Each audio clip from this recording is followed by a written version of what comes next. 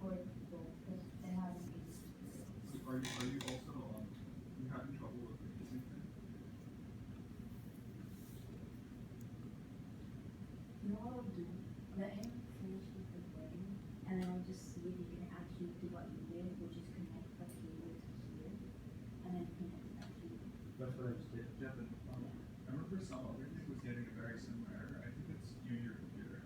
I don't know what about your computer is the issue. But wait, are you having issues getting async serial to work?